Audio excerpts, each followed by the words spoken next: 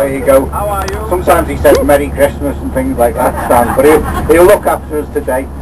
What we're going to do, folks, for the next couple of hours, we're going to tell you all about the most influential, the most famous, the most successful and the greatest rock and roll band of all time, and that of course is the Beatles.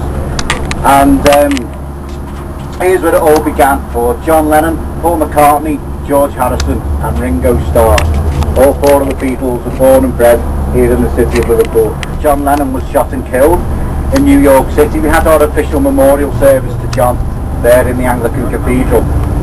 On a much lighter note, teenage Paul McCartney once auditioned to be a choir boy there at the cathedral. But guess what? They turned him down. They said he wasn't good enough.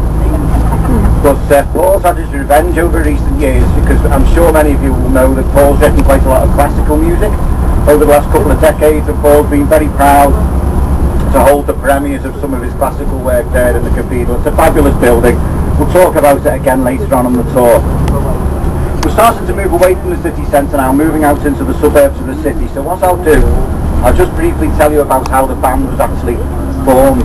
Years, and the council are getting ready to knock these houses down, and very sadly it also includes Madgen Street, where Ringo's birthplace is. There's been lots of protests by Beatles fans all over the world and in the city about this, but possibly next time you come to Liverpool these streets might not be here. Ringo's birthplace might not be here. Hopefully it will. Hopefully it will get stopped. Because I think it's the wrong thing to do. Because here we are in Madgen Street, and this might not exist in the future. And we're going to pull the bus up outside number 9 for you so you can see Ringo's birthplace. It's going to be on the right. It's on the right-hand side here, folks, in a moment.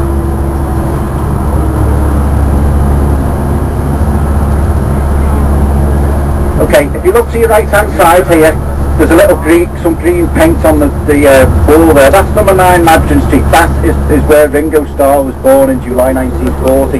That makes Ringo the eldest Beatle. Ringo celebrated his 70th birthday last year, so he'll be 71 this year. That's alright though.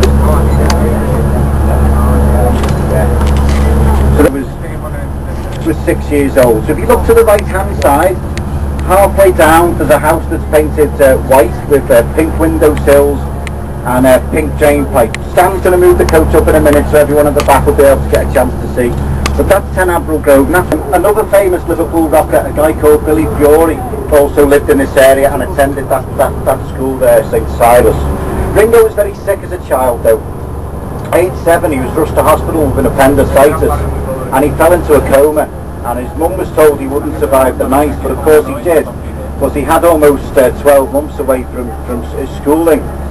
Age 11, Ringo started at his secondary school, which is Dingle Vale Secondary School, which was about 10 minutes walk and turned into a children's home.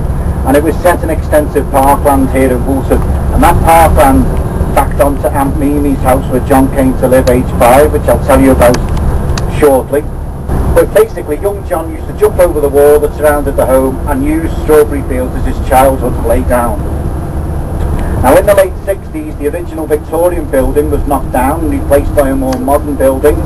And in 1979, just 1 year before John died, they were putting an extension on the new building, and John donated a large sum of money to help them do that. So they called that part of the building Lennon Court in John's honour.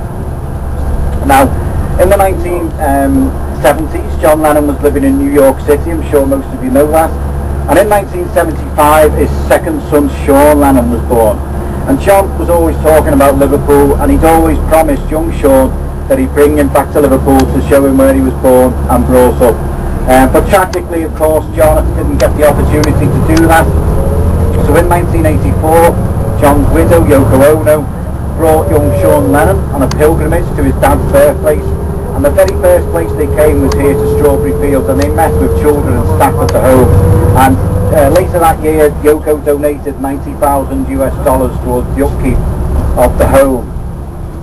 However, times changed, and in 2005, Strawberry Fields closed as a children's home. But today, it still is owned by the Salvation Army, and it's used as a training centre for their staff. And also people can come here if they need help, prayer time, quiet time, they can come and see the Salvation Army. So what we're going to do, folks, we're going to pull the bus up outside the ornate strawberry coloured gates to let you get some photographs. Now, we don't always stop here because this road is really, really busy and it can be quite dangerous, so you must stick to the pavement. And Stan's been very kind, letting us stop here today. Some of the drivers won't stop because it is a busy road and dangerous.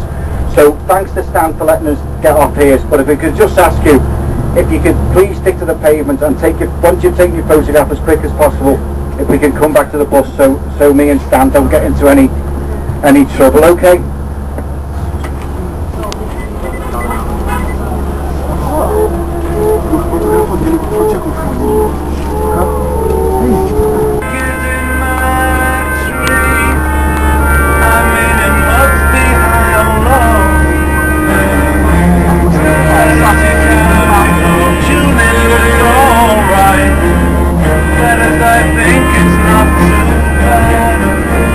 But by then she'd had another relationship with a guy called Bobby Dyken, and she'd had 2 daughters. So John had 2 sisters, Jacqueline and Julia, who didn't live too far from here. So John would go and visit his sisters and see his mum.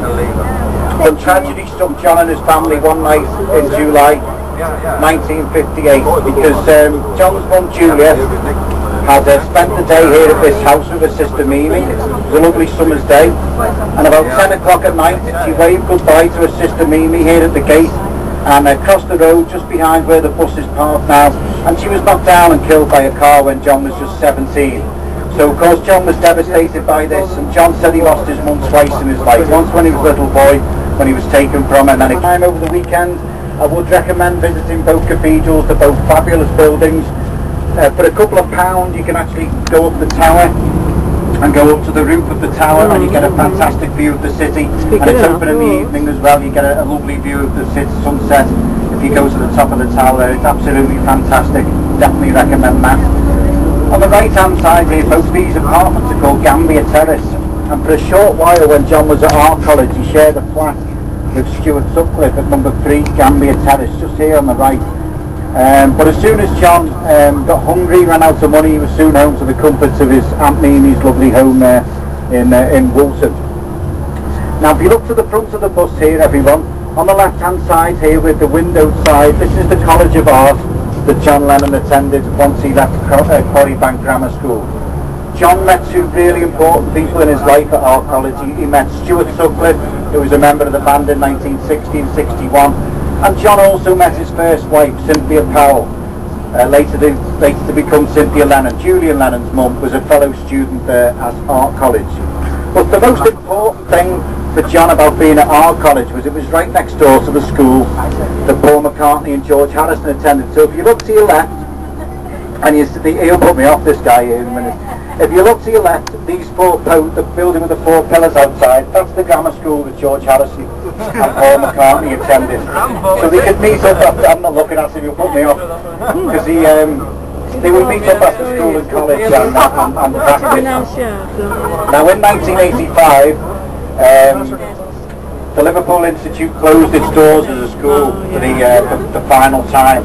Go on, Stan, we'll make a move. And in the late 1980s, there you go, guys. And of course, you also get to meet Paul McCartney on their graduation day there in the Philharmonic Hall. And as you've probably noticed as we've travelled down this street, apart from those idiots, it's a fantastic place here to eat and drink. If you're looking for nice pubs and restaurants tonight, or while you're here in Liverpool, wander up here. It's really, really nice part of the city to eat and drink. A little bit different from the immediate